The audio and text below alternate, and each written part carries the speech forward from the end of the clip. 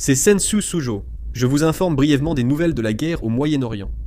Le Premier ministre israélien, Netanyahou, a ordonné hier à son cabinet de commencer des négociations avec le Liban, dès que possible, suite aux demandes répétées de dialogue direct de la part du Liban. La réunion portera sur le désarmement du Hezbollah et la paix entre Israël et le Liban.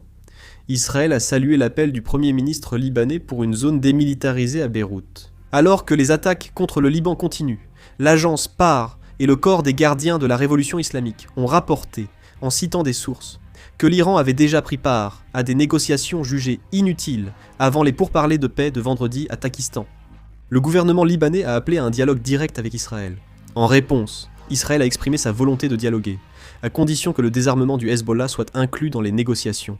Il s'agit d'une déclaration de Houthi d'Iran. Photo prise à Koumichi, des enfants dans un véhicule militaire, dotés en uniforme des gardiens de la révolution, assis derrière une mitrailleuse sur affût. Israël a lancé une opération pour occuper le village de Bint Jbeil, situé dans le sud du Liban.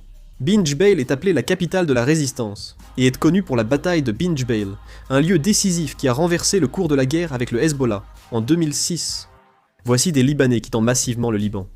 Abdelmalek al-Houthi, chef des Houthis du Yémen soutenu par l'Iran, a qualifié le cessez-le-feu entre les États-Unis et l'Iran de grande victoire pour l'Iran.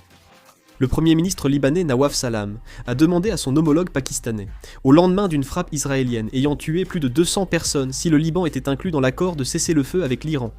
Le chancelier allemand Friedrich Merz a affirmé avoir dit au président Trump qu'après le cessez-le-feu, l'Allemagne aiderait à sécuriser le détroit d'Ormuz sous mandat spécifique. Le ministre turc de l'énergie, Alparslan Bayraktar, a évoqué dans un entretien exclusif accordé à Al Jazeera Arabique les conséquences du blocus du détroit d'Ormuz après les représailles de l'Iran, qualifiant la crise énergétique mondiale de source de toutes les crises.